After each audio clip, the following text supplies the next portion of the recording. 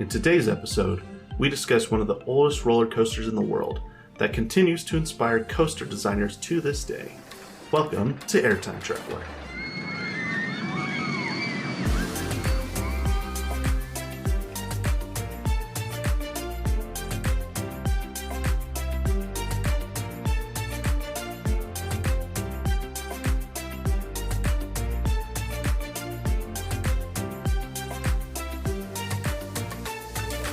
How's it going, everybody? Welcome to the Roller Coaster History Podcast. You are listening to Airtime Traveler. My name is Nathan Grace, and I'm joined by my wife and lovely co-host. Hey, I'm Haley. And thank you for tuning in to episode 2 of season 2. It's the 2. It's not episode 22. It's episode 21. The twos. Yeah, if it was episode 22, it would have been episode 2222. But fancy. It's not. It's 2223. Because it's 2023. So 2222023. If you haven't listened to the podcast before, if this is your first time tuning in, here at Airtime Traveler, every episode we take one roller coaster and we dive into the history of that individual coaster. So I am a roller coaster enthusiast and have been for a long time. My wife Haley is a member of the GP, or the general public. So I'm here to do the research and to share the stories, and she is here to make me more interesting. Yeah. I don't know what the tone was for that. It's kind of this tone of like, yeah, it's kind of hard to make you interesting though. So. It's debatable. Don't say that. You're supposed to say no. I'm kidding. I mean, we have some listeners, so we can't be that boring. This is not helping me feel encouraged about this episode. Oh gosh. It's going great, guys. If you haven't yet, so be sure to go follow us on social media.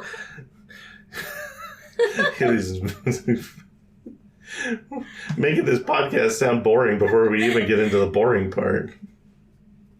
It's reverse psychology. Oh, so if you tell the listeners it's boring beforehand, they'll be like, "Oh, it can't be that boring," and they'll listen to. I like this. It's like this strategy. Yeah. If you haven't followed us on social media, be sure and go and do that, because as we go through the history of the coaster that we're talking about today, you can actually kind of follow along. I will say it's better on Twitter than on Instagram, because Instagram I'm limited to 10 pictures. But if you go on either of them, you can follow along with pictures, so you can kind of see some of the things I'm showing Haley throughout the episode. And if you haven't yet, be sure to go and give us a 5-star rating. It really helps us out, helps people find the podcast in the future.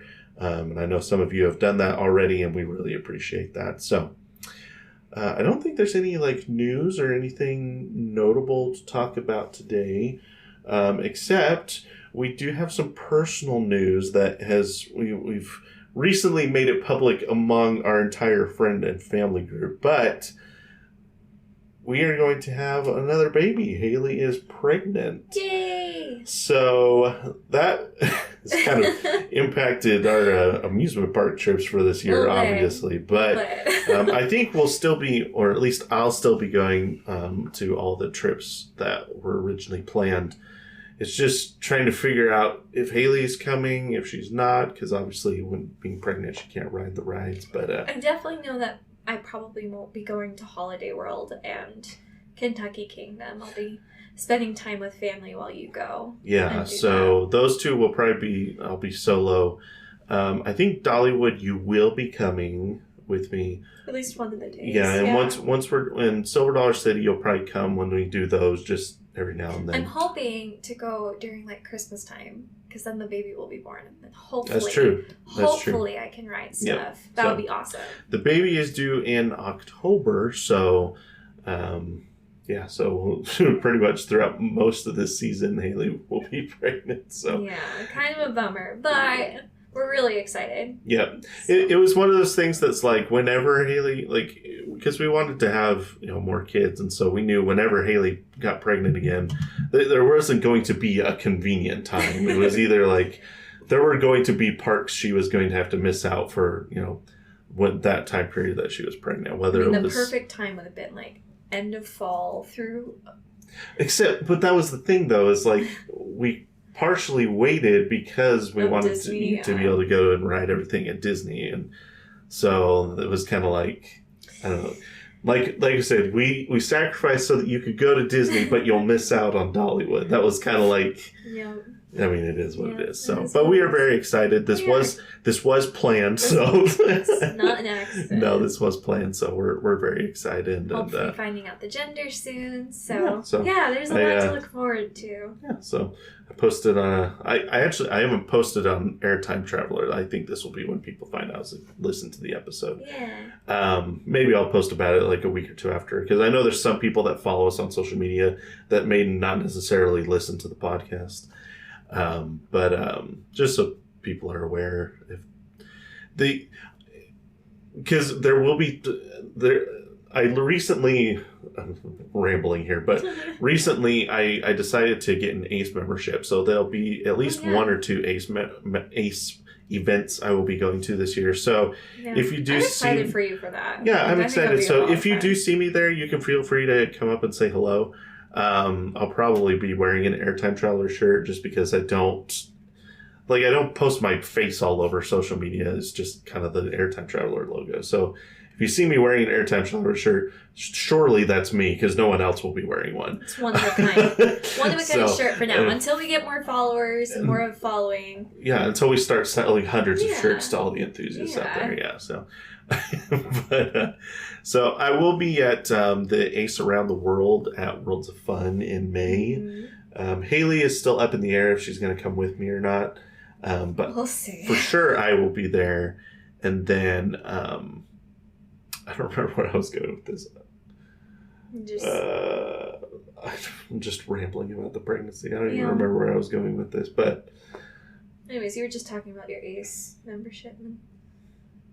Oh, I guess I was just saying that, like, Haley and I are planning on going to that event together, but now that she's pregnant, it's kind of like, maybe not. So anyway, that's our news to share. Yay!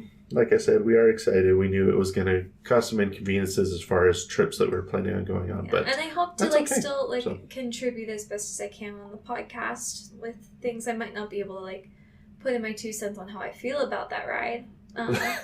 But that has happened a few times already, though, with Carowinds and Knott's Berry Farm. So, but I think next year we even plan on doing Dollywood again, hopefully, so that way I can actually go on it. Yeah, we've talked about doing Six Flags next year. Yeah, so I don't know. We'll see. There's a lot to there's plenty of coasters in the industry, and we're still young, so we've got time to have a family and still in the future ride more roller coasters and keep doing the podcast. Should be interesting with 2 kids, but we'll make it work. Need a double stroller. Don't even think about that. Anyway, that's our news. I don't think we have any more to say about that. So that's pretty much our news. So. Well, let's jump right into today's topic. Now, I'm going to preface this by saying a couple things. First of all, this is the oldest roller coaster we have talked about on the podcast thus far. That being said, it has also been the hardest episode to do research for. Really? Not necessarily because it was hard to... Well, there were some things that are hard to find just because of how old this... I read more newspaper articles for this than any other I'm gonna episode. Guess on what it is. Oh, you're gonna guess? Yeah, because the oldest roller coaster that you've been on is Jackrabbit in Kennywood. Well, that's dumb for you to guess what it is. Did I guess right? You did guess right. Yay! That's what point you're supposed to...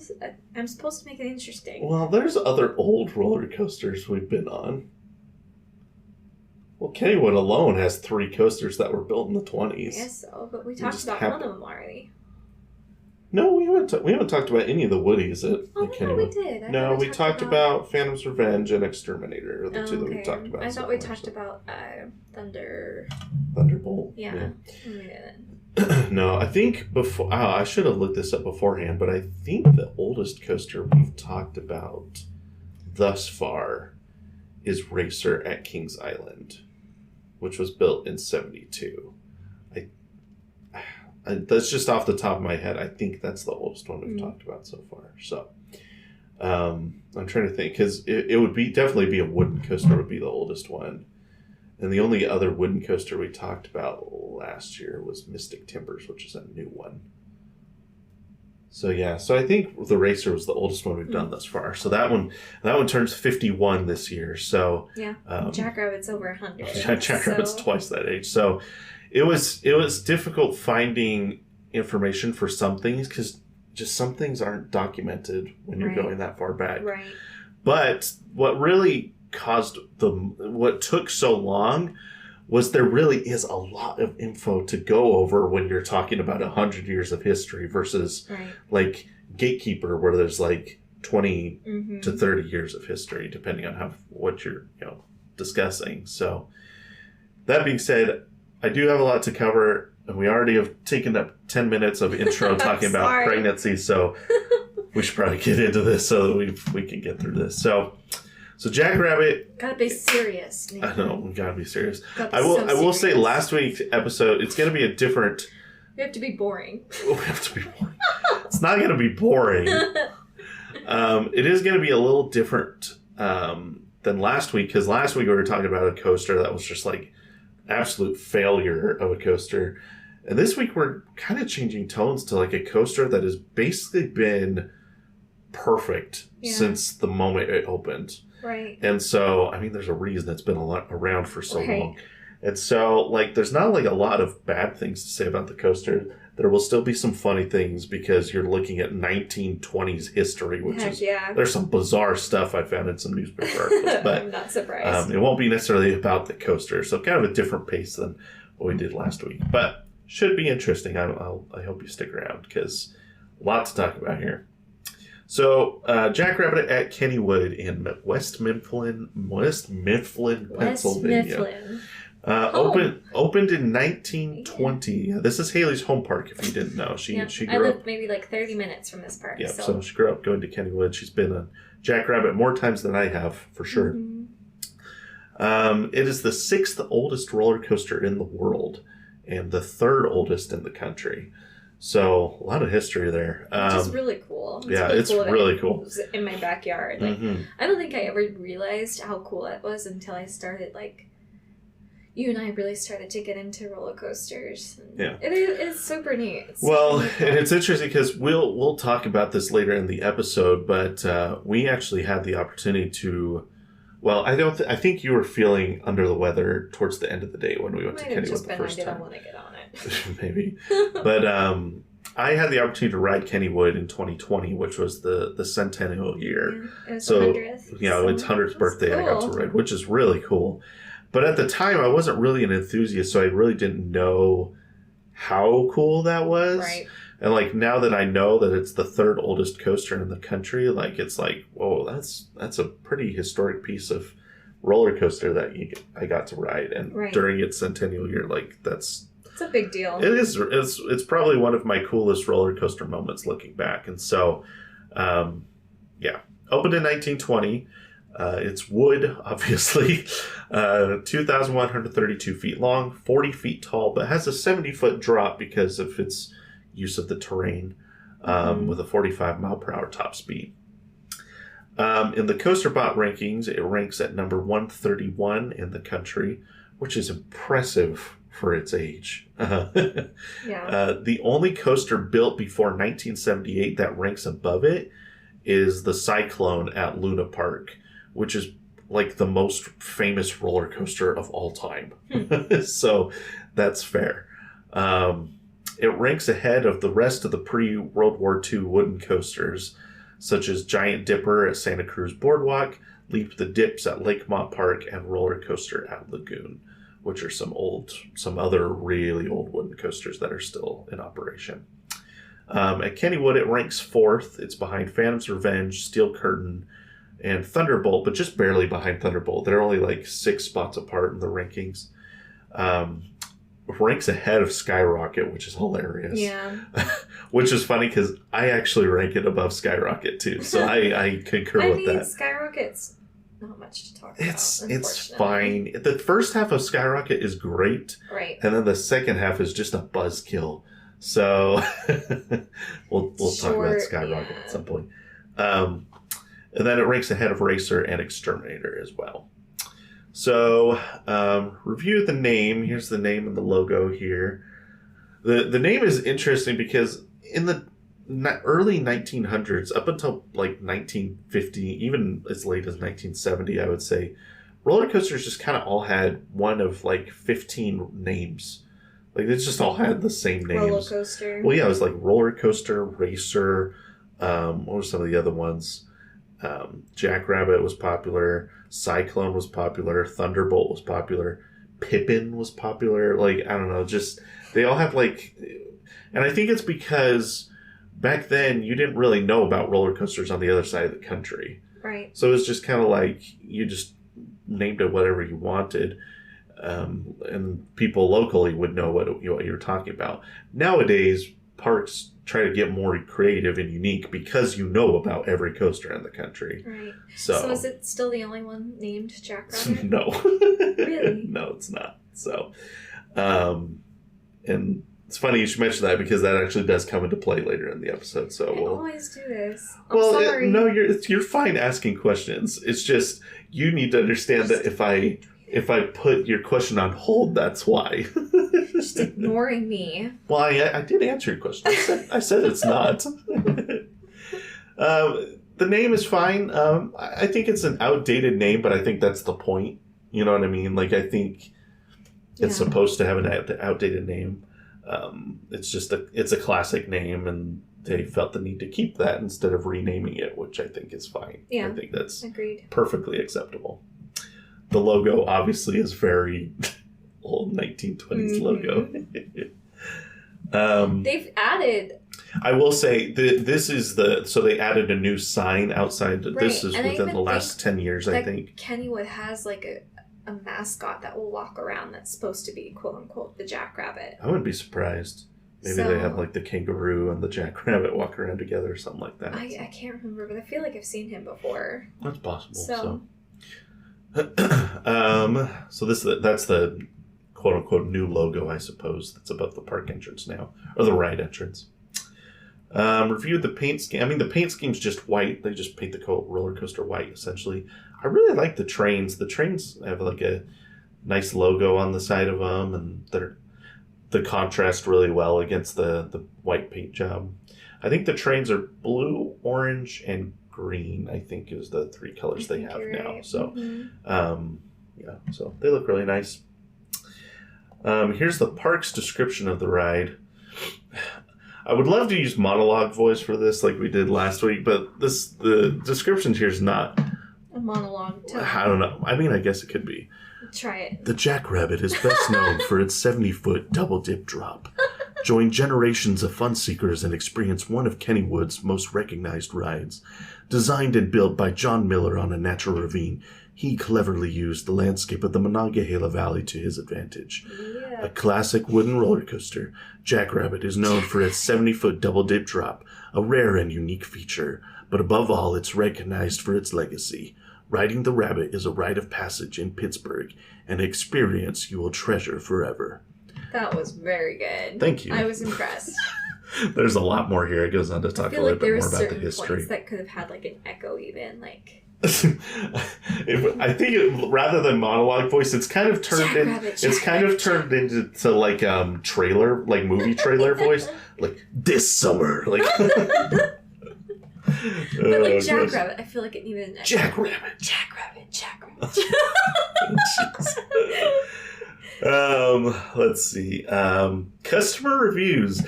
I will mention there's almost no bad reviews for Jackrabbit. Yeah, there was Kennywood has a 4.3 rating out of 5 on Google reviews. Jackrabbit has a 4.9 out of 5 rating on Google reviews. So people really just have great things. I think it was like 1 or 2 1-star reviews, a couple 2 and a couple 3. And then like all the other 100 and some odd were 4 and 5-star reviews. It's pretty crazy. So regardless, there's still some hilarious ones in here. Of course So there are. Let's go for it. Let's jump right in. Here's a 2-star. It's cool because it's so old, but if they tore it down and had a video there of it as a remembrance and all that area back behind it, they could put one killer new roller coaster in there that would make Phantom look lethargic. Boo! I disagree with this whole... Number one, I don't think Phantom could ever be replaced. Well, yeah, and it's lethargic, not lethargic, so that's funny. This review, that I could say a lot about this review. 3 stars. It's a classic due to its history, but the ride itself is kind of lame. Well, I mean, it's not Phantom's Revenge, if that's what you're comparing it against. 4 stars. Fun ride, but very long line to get on. It's always fun. We always have these people that knock the ride because of how long the line was. It happens every single time. 4 stars. Okay. That's all it says. It's okay. It doesn't even say it's okay. It just says okay. Okay. 5 stars. I have to read this as the... Okay, give me a second. I have to read this as the punctuation states. Ready? Start off around a bend, straight down the hill, up the hill, through a tunnel, down a hunnel, up a big hill, around a bend, double dip up around another hill, drop down again, and back up to bay. So if you ask me, it's extremely fun. It gives you that feeling of uh-oh in your belly. Suggest you ride it if you have time to come to Pittsburgh area to ride. Also, don't forget about the new steel curtain. Wow. They need to learn some peer review. Pittsburghs don't know their grammar. I also like that uh-oh in your belly. Uh-oh. It gives you that feeling of uh-oh in your belly. I'm going to say that every time we go through the music. Gave me that uh-oh in my belly. Yeah, you're not going to say airtime. You say, oh, that one gave me the uh-ohs in my belly. Oh my gosh. Please, let's have this be. I'm going to put it on a t-shirt. It gave me my uh-ohs. Oh my gosh. Could be our new catchphrase or something. Oh, I hate that. Good gracious. Wow. Here's another 5-star. Whoa, that was a knee slapper. That was good. 5 stars. This is a piece of pure American pride. Wow. 102 years old and still one of the best. Amen. Whoa. Amen. 5 stars. Very good and consistent ride. Perfect for everyone who wants the tummy tickles. What is with your Pittsburgh people and the uh-ohs in my belly and the tummy tickles? What is happening? That's definitely going on a t-shirt. Uh-ohs and... I got tummy tickles and uh-ohs in my belly. What is going on? I'm so nervous. Wow. That's your Father's Day gift. Oh, no.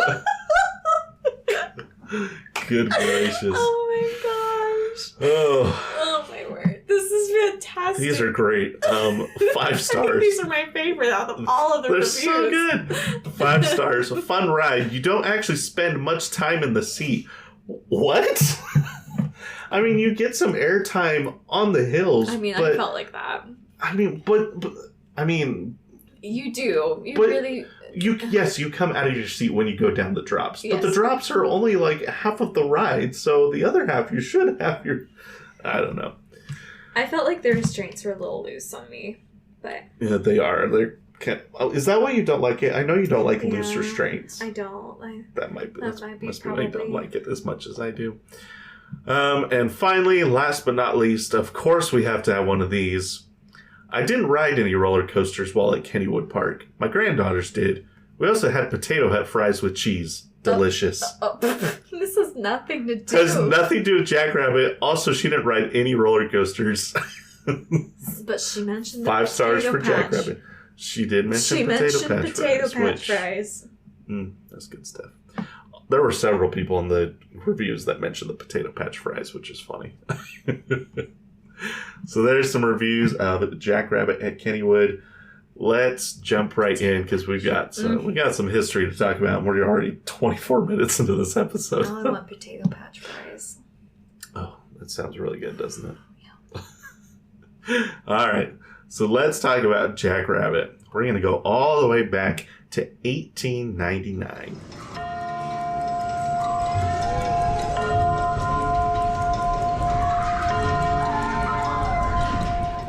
All right, 1899. So I figure we talk a little bit about Kennywood's history since this is the oldest roller coaster at Kennywood. So it's kind of impacted the most by the actual history of the park. So Kennywood would open on May 30th, 1899. So here's an article from, this it's pretty cool that you can still find newspaper articles from that far back. Some of the stuff, like I said, is super bizarre, and we'll get into it. But we won't read the article. It just basically says what I'm going to tell you. But do you know the history of the park, kind of like how it came to be? A little bit. I knew that it used to just be like, if I remember correctly, it was something that they added where it was just like a few rides. And there was like a little train and stuff. So you're on the right track. So it was originally farmland that was owned by Anthony Kenny. Okay. So that's where Kennywood comes from. And it's a really popular picnic spot. Okay, this is sounding familiar, yeah. So people would just go there for picnics. I guess the Kenny family was just like, people just have a picnic on our property. I don't know. This Why not? Strange. But in 1898... the Monongahela Street Railways Company wanted to lease the land so that they could build a trolley park there. Okay. I don't know if you're familiar with what trolley parks were. They're not really a thing anymore, but trolley parks were kind of one of the very first amusement parks back in the late 1800s. Essentially what it would be is if you had a trolley that would like go into the city, well, at the end of the trolley you would put some type of amusement park. So that would get people to go and use the trolleys on the weekends, and you could get more money in trolley ticket sales. So a lot of amusement parks, well, I won't say a lot, but there are a few amusement parks that have their history is connected to originally being a trolley park. So here's some pictures. So, Pittsburgh still has trolleys. Mm-hmm. So, which is kind of cool. In fact... Fun fact, I don't think even you knew this, but my dad, when he first started working for the company that he works for, they had trolleys. Oh, wow. Yeah. That's interesting. So, I've been on, his trolleys before around the city, so. So here's some pictures, actually, from early. Some of these pictures, they couldn't definitively say what year they were from, so, these ones are sometime in the early 1900s. So, here's the entrance to the park, and you can see the trolley actually has Kennywood Park on the trolley. So, people would take this trolley from Pittsburgh into West Mifflin to go to the park. So, I think this one's a little later because this one actually says Racer on the front here. So, it's got a little advertisement for one of the roller coasters. But you can see it's got, Pittsburgh and Kennywood Park right there on the trailer. So, I want to, have Kennywood do a day where, you dress up like this. Isn't that crazy that that's this so is cool. This is just how people dressed every day regardless of what they were doing. I also saw, as I was looking through these articles, in April of 1899 there were tons of job postings for carpenters for Kennywood. They just wanted as many carpenters as they could to build the park, which is crazy for, in April they were posting that because the park opened a month later. Yeah. When it first opened, the park had, I don't think I have a picture of the carousel on here, but the carousel was in where, is it Johnny Rockets? Is that the name of the restaurant? Mm-hmm. That building is original from when the park opened. Mm-hmm. That's where the carousel used to be. Had a casino hall, which I think is this building right here. Casino hall, had a dance pavilion, which is this one down here in the bottom left. I knew that too. And then in the following years, they would build this bandstand. Here's the lagoon, which is still there. It's crazy to look at this picture because, the lagoon is still there, but, you're, it's crazy to think that 100 years later, like, steel curtain is going to be sitting right here in this picture. Like, it's just kind of weird to look at it that way. But so they would construct the bandstand in 1900. The old mill was built in 1901, which is crazy because that's still there and operating to this day. And their first roller coaster would be the Figure 8 Toboggan, which would open in 1902. So here's some pictures, at least after 1902. You can see here's the roller coaster here, kind of they're not great pictures. This is from the river. You can kind of tell where it's at, though, because this is the old mill right here in this picture, right? And so it's back behind the old mill, so that kind of suggests it's where Skyrocket is nowadays. Okay. Kind of at the front of the park. Which I don't think that used to be the front of the park. I think you might be right. I do think that was changed. So, but yeah, so Figure 8 Toboggan opens in 1902. Okay, here's our first hilarious news article for today. So this is in July of 1902. So a few years after the park opened. It's the same year they opened their first roller coaster, right? So this is from the Press Young Folks League. No idea what that is, but they refer to each other as cousins. I don't know. So and then someone wrote in complaining about the fact that the picnic for that year was going to be hosted at Kennywood. You ready for this? I don't know if I'm going to read all this, but I at least have to read the first half of this because it is amazing. Good morning, Aunt Charity and League cousins. I hope you're all enjoying yourselves this nice weather. Yes, I know it's too warm to be nice, and when it is cold weather, we wish for warm, and when warm, we wish for cold. I mean, we still wish that, so. But that is the way of the world. We are never satisfied. For an example, take the picnic. No person was satisfied with it. Now, cousins, do you really think Kennywood is a good place for us to have a picnic? In the first place, it always rains. As if it was going to rain at Kennywood and nowhere else in the area. It just rains at the park. It always rains. Of course, there are lots of amusements there, such as they are. What fun is there riding on the flying horse, or the roller coaster, or the Ferris wheel? You simply sit down and hold on for dear life for 5 minutes. Then you get off or stay on and go through the same performance for 5 more minutes. Why not have a real picnic and not such as one we have been having? One crowd of leaguers pass another crowd.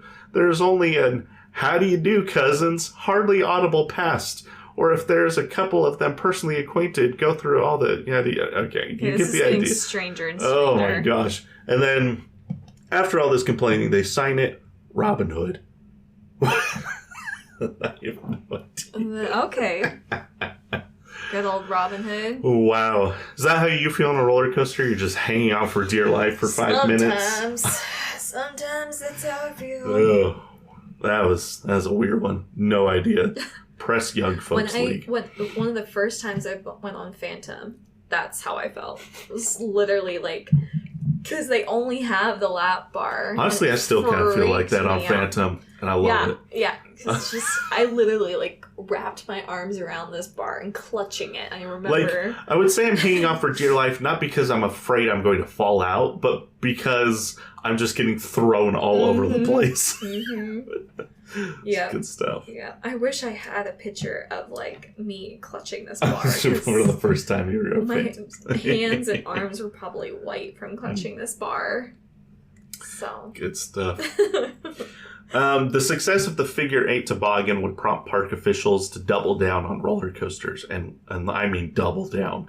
They would build 4 roller coasters in the next 8 years. Wow. Yeah, that's nuts. So in 1903, they would build Steeplechase, which this is the only picture I can find, and it's a terrible picture.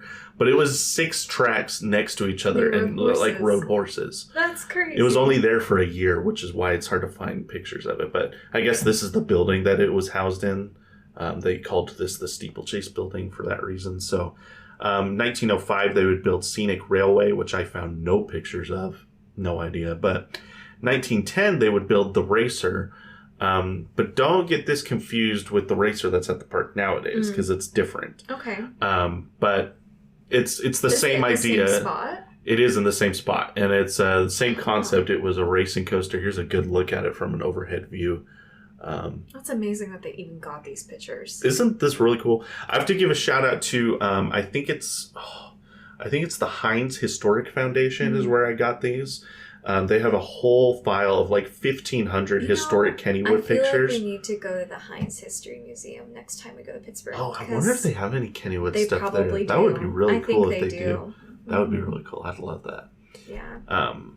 So yeah, but shout outs, they had like 1,500 old historic Kennywood pictures that I had to sort through to get all this stuff, but it was stuff I couldn't find anywhere else. So good stuff there if you want to see more historic Kennywood photos. And then 1911, they would build this roller coaster called Speedo Plane. You can kind of tell where it's at. So, because here's the road that goes in front of the park nowadays. Yeah. So, nowadays Phantom's Revenge is like right here. Right. So it was kind of at what we would consider the front of the park now. There's not a roller coaster there nowadays. It's a bunch of flat rides that kind of sit over on that side. Like the whip and kind of... And I think the chair swing and the... also, I don't know what they call their S&S swing is over there. I think it's just the pirate ship. No, it's like the barn swing. They have like one of those over there. Is it Aero 360? That sounds familiar. I think that's what it's called. Yeah, anyway, that's where this roller coaster sat, was kind of over in that area. So the park was growing a lot faster than the railway company had anticipated. So by 1906, only 7 years after they had opened it, they were kind of like, yeah, we're kind of done managing a park. So they would sell it to F.W. Henninger and Andrew McSwiggan. Well, the two guys they had sold it to. All right. And those two guys would eventually form the Kennywood Incorporation. I can't remember. Basically, they would form a company under the Kennywood name, which Kennywood would go on to buy other parks, which you're familiar with. So, a few years after the Speedo Plane opened, World War I would start in 1914. After the conclusion of the war in 1918, because I don't think the U.S. got officially involved in the war until 1917. But then shortly after 1918, the war ended. And that kind of led to what's known in America as the Gilded Age. Basically, people started working less hours, but they were still making the same amount of money. So they had more disposable income. So at that point, the amusement industry just took off. And it's kind of like we talk about the Roaring 20s, like that kind of helped spur that on too. So roller coasters in the amusement industry were just on fire in the 20s and 30s until the Great Depression hit, and then that kind of tanked and did the opposite. So I have this quote here. It says, "This era saw the development of new innovations in roller coasters that included extreme drops in speeds to thrill riders. People seem to want even more exciting entertainment and need met by roller coasters." So this period is kind of known as the golden age of roller coasters. We talked about the second golden age, which was spurred on by the racer at Kings Island. This was the first golden age. I don't know if you're talking to roller coaster historians. So, and Kennywood was no exception to this, because they would spearhead this movement with a record-breaking coaster of their own. So let's kind of shift gears. Let's talk about John A. Miller. So this is John A. Miller. Okay. He is known as the father of the modern high-speed roller coaster. It's a great smile you've got there, John. Yeah, that's kind of the early 1900s. You weren't allowed to smile in your pictures. Because they took too long. It's fair. He is a legend in the coaster industry. Designed over 150 roller coasters from 1903 to 1941. Cool. And filed over 100 patents for coaster technology during that time. So what you're saying is you want to meet him in the next life? Yeah, sure. Well, it depends. If he's nicer than he looks in this photo, but he's got gentle eyes. He's probably fine. The two most popular things that he was kind of known for inventing in the coaster industry, which are still used today, which is crazy. The first of those was he invented what's known as the anti-rollback device. Essentially what it is when a coaster is going up a chain lift, back in the early days, if a chain lift broke, a coaster would just go right back down the lift hill, which is very dangerous, obviously. So he invented this device that essentially, and you can see it on all roller coasters nowadays, there's like this little piece of track here, and then there's this little piece on the coaster car here. And this is kind of what it does as you're going up.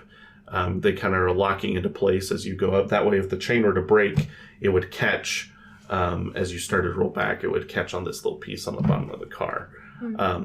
And what you hear, like when you're going up a roller coaster, the clanking sound, that's what that is the anti-rollback device hitting each of the little, metal pieces as it's going up. But yeah, cool. So that's what if you didn't know that's what causes the clank sound, the clank clank clank clank clank as it's going up the chain ASMR. Lift. The roller coaster ASMR, as we talked about earlier this week. Nathan and I have discovered that that's a thing. Yeah, you can find roller coaster chain lift ASMR on YouTube if you're interested in that sort of thing. The other thing he was really made new ground in the roller coaster industry is with what is known as upstop wheels. So there are on a roller coaster there are 3 types of wheels. The top wheels, so if you look at a wheel assembly on a roller coaster, the top wheels are known as the running wheels. And early roller coasters only had running wheels. Like they couldn't even turn. Like the roller coasters would just go straight up, straight back and forth, because they couldn't turn without it tipping over. And then they came out with side friction wheels, which are these wheels on the side here, which essentially what those would do is they would help keep it on the track, but you could also put wood on the outside, and the wheels would run in between the track and the wood on the outside of it. So you could actually make turns without worrying about the cars tipping over. So side friction allowed coasters to become more exciting. And then John A. Miller comes out with this invention of upstop wheels, or also known as under friction wheels. Those are the wheels that are on the bottom.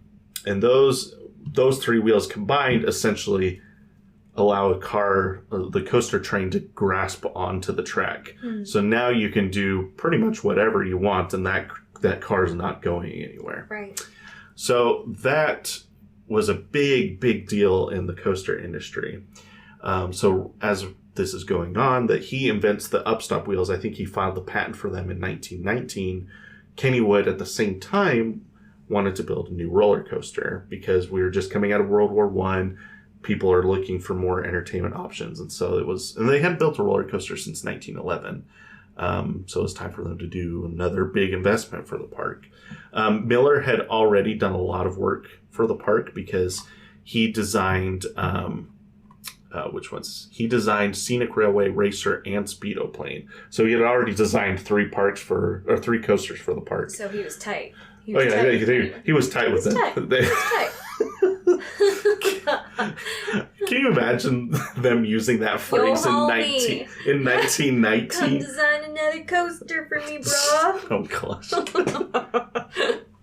So he said, okay, let's build a brand new roller coaster at Kennywood, and let's use these new upstop wheels.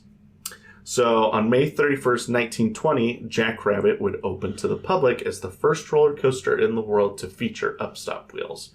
Unfortunately, that's a different Jackrabbit. It's not Jackrabbit at Kennywood. That is Jackrabbit at Seabreeze in Rochester, New York, which is also still open to this day. That's cool. So Jackrabbit Kennywood would open like a couple weeks later. So there's 2 Jackrabbits that opened 2 weeks apart from each other that were designed by John A. Miller with upstop wheels that are still open to this day. That's crazy. This is not confusing at all. No, but it's cool. It is very cool. And there's actually an article that I came across that IAPA did in 2020, kind of celebrating the history. No, explain what's IAPA again. So IAPA is the I can't remember what it stands for. It's the trade show for the amusement industry. Okay. That's all I need to know. And so IAPA wrote an article, or someone at IAPA wrote an article, basically celebrating the 100th anniversary of both the Jackrabbits, because they both celebrated their birthday like a couple weeks apart from each other. So that's cool. So that's why when you asked at the beginning, is there still Jackrabbits? There is, and it's designed by the same person, opened a couple weeks apart. Now, the thing that's crazy, though, is Kennywood's Jackrabbit is way more popular. Interesting. Why? Well, it's because of the layout. Like there's something They use the terrain. The double dip, which we'll talk more about in a second Making sense. So June 18th, 1920, Kennywood would open their own Jackrabbit. Where's that? Here it is. Duquesne Times, Friday, June 18th, 1920. Big days at the park. New aerial coaster at Kennywood gets into action and wins immediate popularity. And it goes on to talk about coaster was only $50,000. That is nuts. But did you calculate how much that would cost? So here, let me find it right now. It's really not as much as you would think it would be. Because yes, inflation is a thing, but also like coasters just cost a lot more nowadays than they used to. So $50,000 in 1920 is about $750,000 nowadays. So not even like most roller coasters are several million dollars, and this was only $750,000 in 1920 money. That's pretty cool. So, I guess we read a few snippets from this.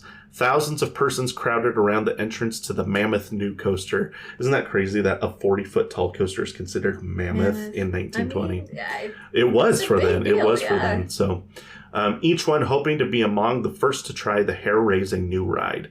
Those who succeeded in getting past the crowds onto the big ride found a number of novel sensations awaiting them after the first breathless drop of 85 feet. So, pretty crazy. This is a good article for this day and age. Like, usually the articles even now are stupid, so this is actually pretty good little snippet there. Yeah, so because of the ravine so those of you who haven't been on Jackrabbit, it's built into a ravine. So the coaster is only 40 feet tall, but the biggest drop is 70 feet. So it kind of uses the terrain to its advantage in that way. So as such, it was not the tallest roller coaster of its day. That honor went to Jackrabbit at Seabreeze, the other one. But it was the fastest coaster in the world and the one with the tallest drop in the world at the time when it opened. So, and Jackrabbit continues to operate to this day. Here's some pictures from I think these are 1920. So not necessarily opening day, but these are opening year pictures of when Jackrabbit first opened. So, yeah. I never noticed that this is the original Jackrabbit and they have like the fluorescent sign. That's cool. I like that. Yep.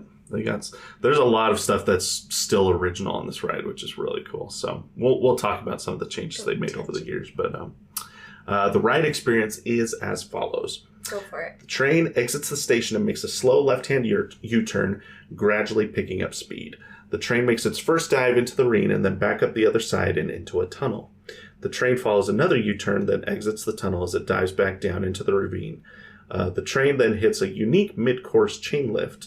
The lift takes the train up to 40 feet above the station, then makes another slow turn to the left before hitting the famous double-down element back into the ravine. This element is, for those of you who are not familiar, it's essentially two consecutive drops that are connected by a section of flat track.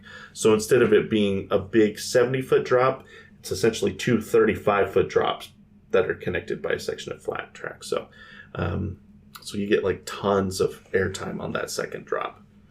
After rising up the other side of the ravine, the train makes one final left turn, then takes one final dive into the ravine before jumping up the other side and into the final brakes. So you can kind of picture this coaster in your mind as like if you had this ravine and the coaster basically just jumps into the ravine and back onto the other side, and then makes a turn and goes down to the ravine and back onto the other side. But then it has a chain lift so that the drops on the second half of the ride are actually bigger than the drops that were on the first half of the ride. So kind of cool. The double down is the unquestionable highlight of the ride. That is, I remember this. Like everybody will say that the double down is something. It's something. For someone that like Haley that doesn't like that unsecure feeling, it can be a kind of a freaky moment.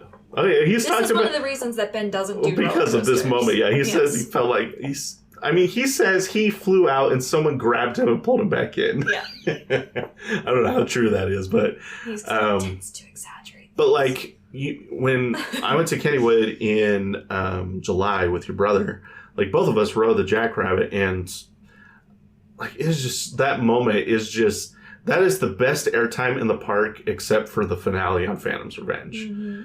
So it has better airtime than Skyrocket, Thunderbolt, Steel Curtain. Like that moment is just insane. Yeah. Especially if you sit towards the back of the train. So. Oh yeah.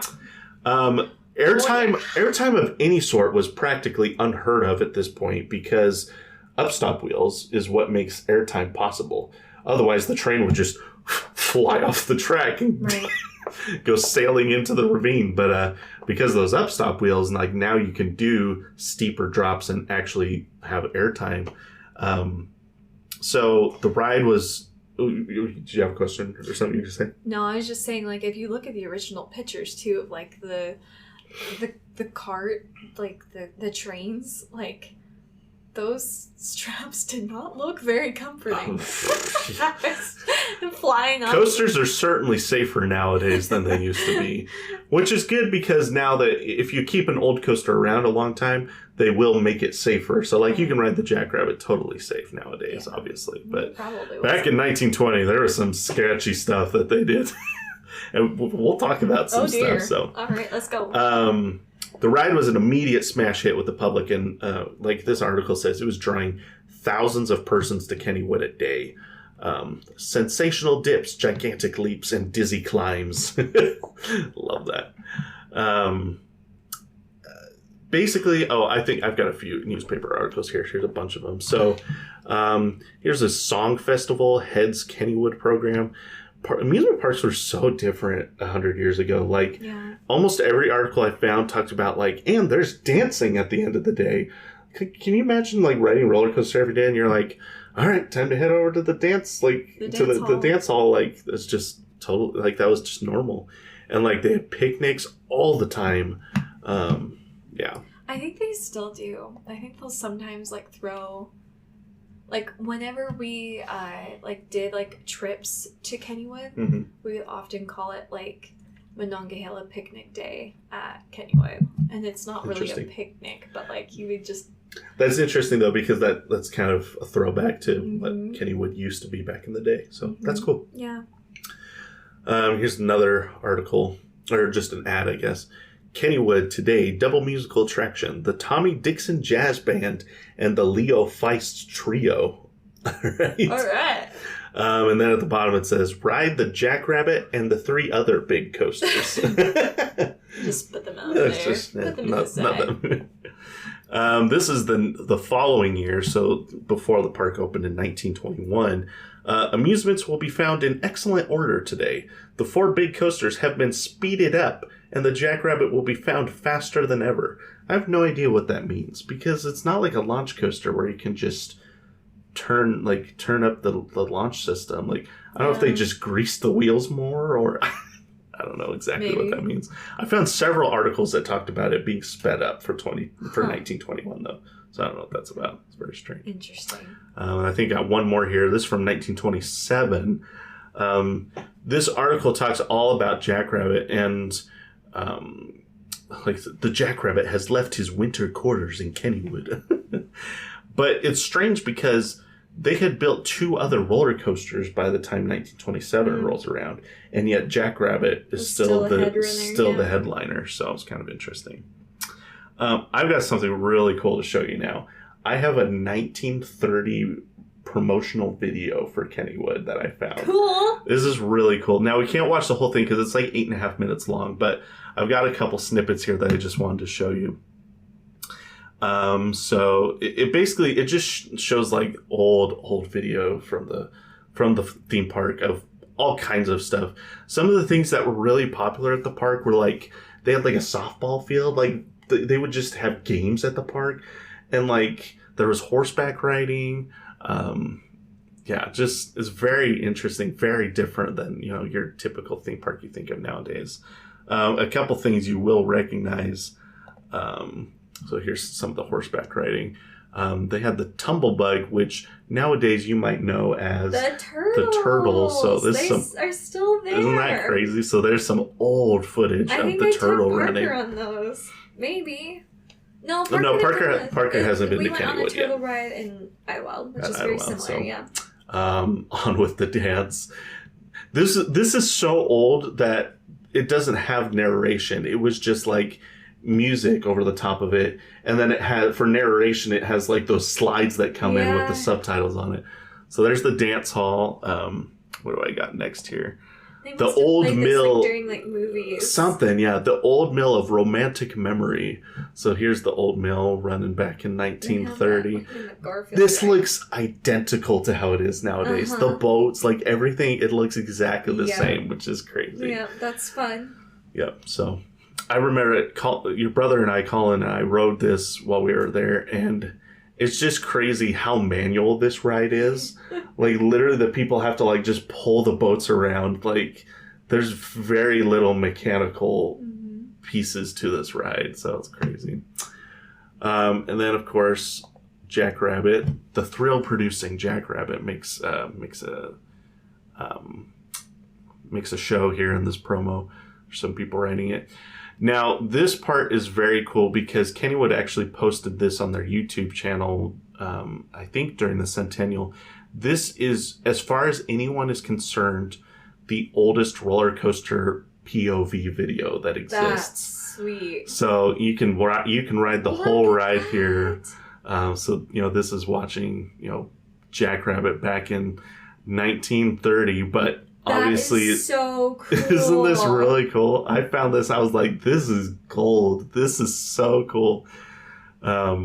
Warning, don't stand up, because back in those days, there were no seatbelts. You could stand up. Here we go. Down the famous double dip. It's pretty cool.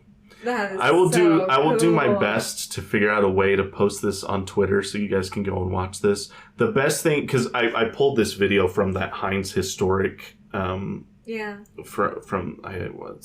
can't remember the name of the Historic Society, I think is what it's called. That's where I pulled this from.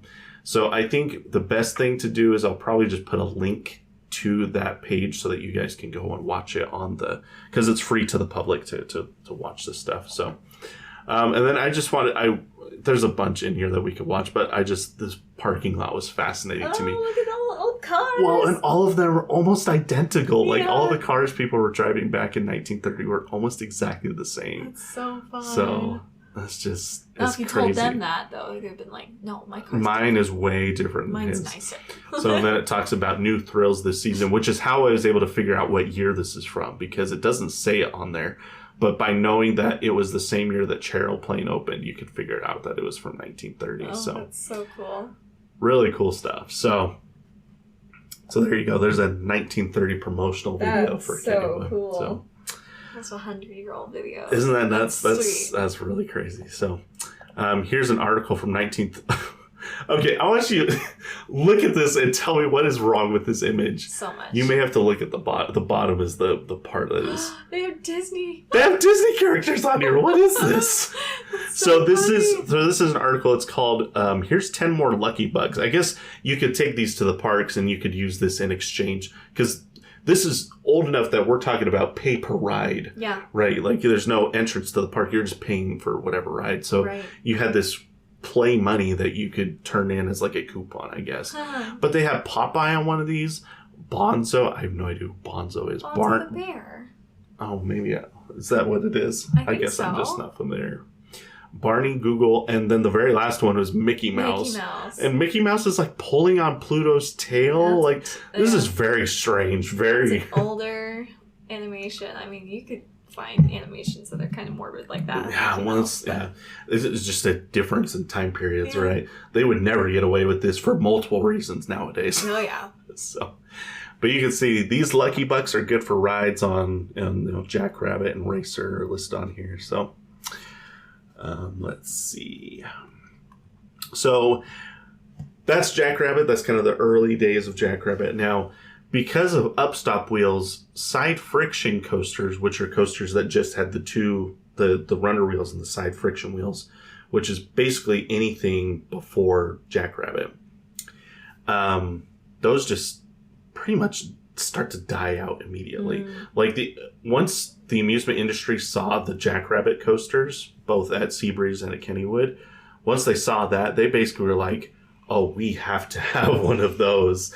And so John Miller's company just explodes because of, you know, his invention. And Kennywood was no exception to this. So they would close Scenic. I forgot to mention this. What coaster was it? Sorry, I forgot to mention this. The Figure 8 toboggan, the one that was built in 1902, at one point it was renamed Gee Whiz Dip the Dips. That was the name of the coaster. All right. So that's an interesting name. So Gee Whiz Dip the Dips would close in 1921, Speedo Plane in 1923, and Racer in 1926. So Kennywood was just axing these old side friction coasters. But they were also building new coasters in their place.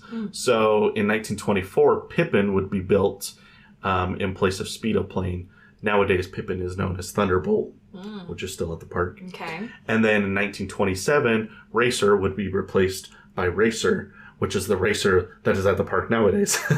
So essentially, that's not confusing. And John Miller also designed Thunderbolt. No, actually, he didn't design Thunderbolt, but he did design. Pippin. He designed. Pippin would later be converted into Thunderbolt, and they expanded it. He did design the original Pippin, and then someone else helped with the redesign.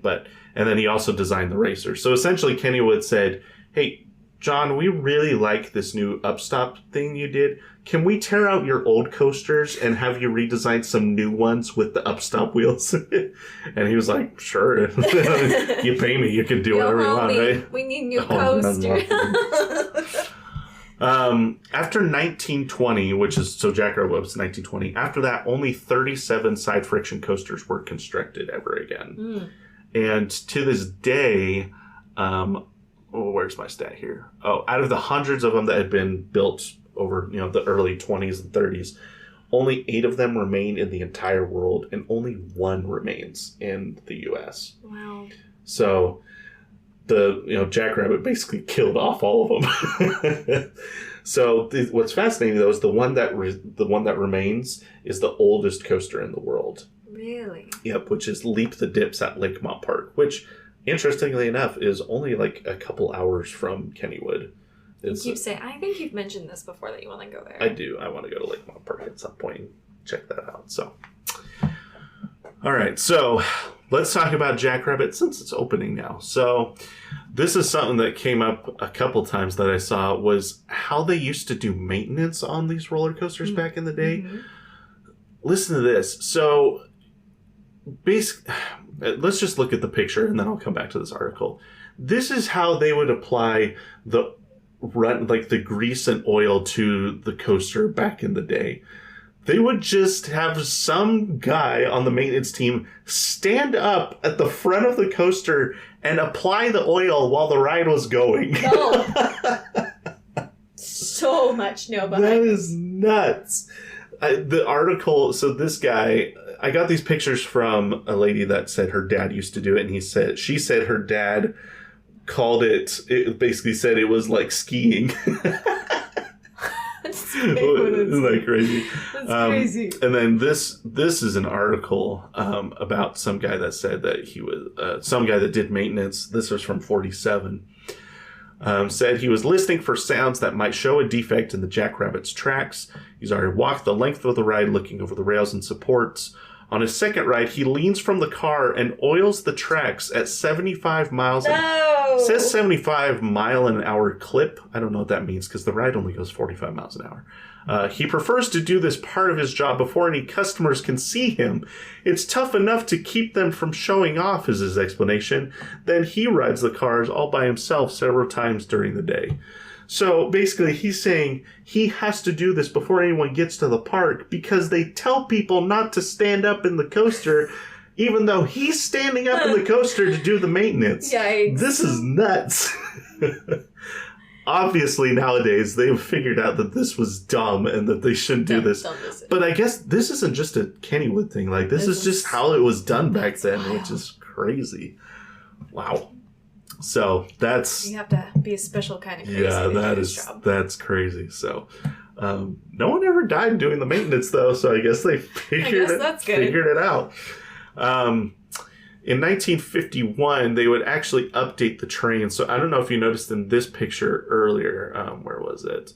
So these are the original trains, which actually had an open front, which is very unusual.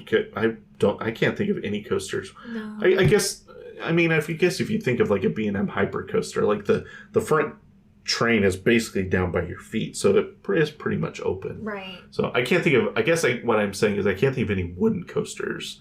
I can't like old wooden coaster with an open, like an open thing on the front. So, but in 1951, they would replace them with new trains, which are the same trains that are on them today. I love this picture. Isn't that a great picture? I love this. I love this couple in the front with the wife just like screaming and holding her husband for dear life. Both of them, they're both second in the... Well, and like tons of people have hats on, and the hats are flying off. Like, this is just a great picture. Yeah, so these are the same traits that sit on them today. Although this little piece here has been removed, and now it's just a flat wood piece on the front. So I'm not sure when that happened. At some point between 47 and 60, I couldn't... Some of these things are hard because there's not an official date on them. I can just see pictures from 47 and pictures from 60, and I can see the difference between the two. So this is the original entrance. Well, not the original. This is the entrance that they had in 1947. But then this is what it looks like nowadays. Well, right. kind of. Yeah. They expanded. So you can see here, this is actually right above the station. The coaster would actually come out right here. And it was uncovered. But nowadays, the whole first turn of the ride is covered, and they actually expanded this out and made the queue longer. They put these neon stars on the roof, on the ceiling of the station, which are still there. Mm-hmm. So I'm not sure when that happened. It was sometime between 47 and 60. I can't figure it out for sure. So the neon stars, like I said, are still there. They have been replaced by LED in 2019. They're replaced with LED, which is kind of cool, though, because that allows them to change the color. So, during Christmas events, they change them to red and green, right?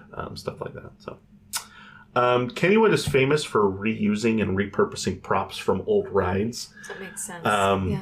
Jackrabbit's been the recipient of a few of these. Sometime between 62 and 65. So here's an old picture of the kangaroo back from 62. You can see the backdrop had these metal stars that were in there, these 4-pointed stars. Uh-huh. At some point, they removed that background and put something else in. And they put those stars on the top of the Jackrabbit station that you can see in the picture here. That's cool. So that was kind of cool. They had a little piece of the kangaroo on the Jackrabbit at some point. Those aren't there nowadays, so I don't know exactly when they were removed.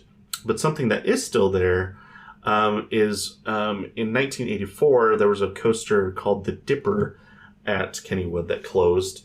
It was opened as the Little Dipper in 1948, and it was almost like a kid-friendly version of Jackrabbit. You can see they put a double dip on this one, too. Obviously not as big. Right. It was more meant to be a family coaster. And then they increased the height in 1958 and renamed it the Dipper. And then after they closed it, you can see the Dipper had this star right here and this moon that had lights on it. And after it closed, they took those and they just put them on the Jackrabbit, which is, those are still there to this day. You can go and see that star and that moonlight that are up on the side. Mm-hmm. They're on either side of the original Jackrabbit sign that's up on the side of the coaster. And so, those are original from the Dipper coaster that opened in 1948. That's cool. At some point, I think I missed this earlier.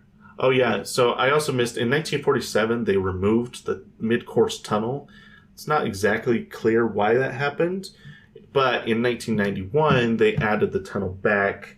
It's a little bit shorter than the first one, but it's essentially the same spot that the first one used to be, just a little shorter. Okay. In the 90s, the park began a project to reconstruct the old coaster train. So here's some pictures from their shop, actually, kind of showing how they did that. essentially, rather than buy completely new trains, because the trains were getting pretty dated by the 1990s, Right. Because I guess they were 40 years old at that point. But they didn't want to buy new trains. They felt like it would keep the nostalgic and classic feel of the coaster by just refurbishing the old ones. So they kind of rebuilt them one at a time, and they basically would repaint them different colors. So you can see, like, this is interesting. Like, this is almost like a pale pink. I guess they had, like, some pastel colors on the ride in, like, the 90s and 80s. So, like, this one was, like, a pale pink. I think later on there's one that was, like, a mint green. There's also a black and yellow one at some point. So they've had black and gold, yeah. Yeah, they've had a lot of different colors on the the trains throughout the years. So, but this logo that's on the side of them has been a staple on the ride since the 50s, since they bought those trains in 51. So, let's see. In 1998, the Golden Ticket Awards would start, and despite being 78 years old, Jackrabbit would debut at number 20 in the wood category. And even more impressive, Jackrabbit has been in the top 50 wood coasters 22 times since 1998, and it peaked at number 12 last year. So people are loving this ride more nowadays than they ever have, which is crazy because it's getting older and older. But I mean, kudos to Kennywood because they really pride themselves on maintaining and preserving their 3 wooden coasters. Yeah, I do. And they do a really good job of it. So, like, I'm totally fine calling Jackrabbit a top 20 wood coaster in the country because they do a great job preserving it, and it's really impressive. So, in 2010, Jackrabbit celebrated its 90th birthday. CoasterCon was hosted at Kennywood that year, and Ace would actually recognize Jackrabbit as an Ace roller coaster landmark that day. So if you go, you can see this plaque outside of Jackrabbit. Here's that. Oh, it's almost, now that I look at it, it's almost more like a lime green rather than a mint green that was on this train here. It's kind of interesting. I won't read a whole lot from this plaque just because a lot of it we've already covered.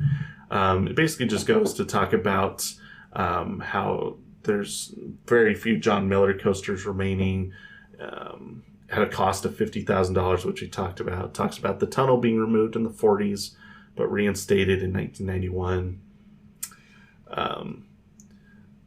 I'll just read this here. As one of the oldest operating coasters in the world, Jackrabbit is a true classic from another era and a longtime Pittsburgh area institution. Ace salutes Kennywood, a National Historical Landmark, for continuing to operate and preserve Jackrabbit for generations of riders to enjoy. All right, what else? Jackrabbit's biggest fan was a guy by the nick of, what was this? I think it's pronounced Vic Kleeman. So Kleeman rode the Jackrabbit over 5,000 times, I think starting back in the 50s or 60s. In 2015, at 82 years old, he rode the Jackrabbit 95 times in a row to celebrate the coaster's 95th birthday. That's so cool. And like the 95th ride was his 5,000th ride. Like that's how they planned it out. So that's crazy. Riding 95 times in a row. Is that going to be you? Yeah, this me 50 years from now. Took 8 hours to accomplish. You rode this thing for 8 straight hours to get 95 times. That was pretty amazing. So he passed away the following year. So it was kind of cool though that he got to get that 5,000 ride cool. in before that happened. So Jackrabbit has inspired lots of famous double down elements throughout the years. A lot more recently because RMC is in particular is pretty fond of double down elements, but there have been some others. So you can see this double down element on Mind Blower at Fun Spot Kissimmee. This is Twisted Colossus at Six Flags Magic Mountain. So this is obviously not, it's more twisted. You got your twisted double down. I guess something like that. But you get the idea. Yeah. There's also Boulder Dash has a triple dip element that's very similar. And then the most famous of all, Lightning Rod, has the... That one's in Dollywood. This is at Dollywood, has its quad down element where it goes down 1, 2, That's 3, insane. 4 times. I want to go. I want to ride it so bad. I know. Squishy, it's your fault. We've nicknamed the baby Squishy. So, Lightning Rods, or Jackrabbit's still inspiring coasters even today. Finally, in 2020, Jackrabbit would celebrate its centennial birthday, one of only a handful of coasters to ever make it to that point. The celebration was hampered due to COVID-19, which we are familiar with. Yep. We did get to go to the park. Obviously, we were all masked up and everything. And I think that might have been why I wasn't feeling good now that I think about it. That's probably what it was. Yeah. So, but I mean, you can even see in this picture, everyone had to wear masks and social distancing. That was hard. I remember that trip. It was difficult. Yeah, difficult to wear those masks in the heat, But it was worth it to get that ride on Jackrabbit. Yeah, so. Sure. They would hold an actual ceremony for it in 2021 after things kind of settled down. Right. So, and the Jackrabbit continues to thrill thousands of guests every year with no end in sight. And that is the history of Jackrabbit at Kennywood. So, a couple other funny facts though, just before we close out. Okay. I found out that for the majority of Jackrabbit's life, Kennywood actually thought it opened in 1921.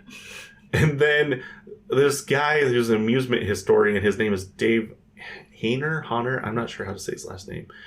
He began researching for a book of images, like a book about Kennywood, and he found out that it had actually been opened in 1920. And so Kennywood was like, oh, okay, good to know.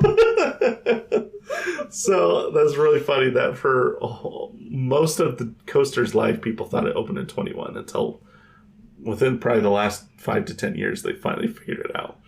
And then my favorite fun fact is Kentucky-based psych folk band Bendigo Fletcher released a single in 2019 called Jackrabbit, as inspired by singer-guitarist Ryan Anderson's visit with his family in Pittsburgh. What? So there you go. All right. There's a random fun fact for you. Psych folk. And there you go. That is Jackrabbit at Kennywood. And quite a lot of research went into this one, so I hope you guys all enjoyed that. It wasn't too boring. Hopefully Haley made it more exciting and interesting. Always do. So, but yeah, I love looking at these old roller coasters and just seeing the crazy things they've gone through over the years. And yeah, it was fun to do a coaster that was really, really old. So, and, like I said, I think the oldest we had done up until this point was 72. So definitely a lot older than that. So, well, thank you for tuning in to this week's episode of Airtime Traveler. As I mentioned earlier, be sure to go and follow us on social media. We're not just, you can see pictures that, I was showing Haley throughout the episode today, but you can also see some of the other things that we're doing, some other comments or photos that we might post over there. You can see what other stuff we're doing. Be sure to follow us here on Spotify or wherever you may be listening so that you're alerted every time we post a new episode. Be sure to give us a 5-star rating if you like that episode, and that helps people find the podcast in the future. Helps us out a lot, and we really appreciate it. So I don't think I have anything else to talk about. Any final thoughts on Jackrabbit at Kennywood, your home park? Kennywood's the best park. Oh wow, Except Disney. I was gonna say. I was about to call you out on that. No. Disney's a whole new level. Disney's not even same. It's not in the same ballpark. Park. It's not an amusement park. No, oh, yeah. No, it's just heaven. It's just a glorified amusement. Wow. All right. On that note, thank you for tuning in to this episode of Airtime Traveler, and we will see you in the next one.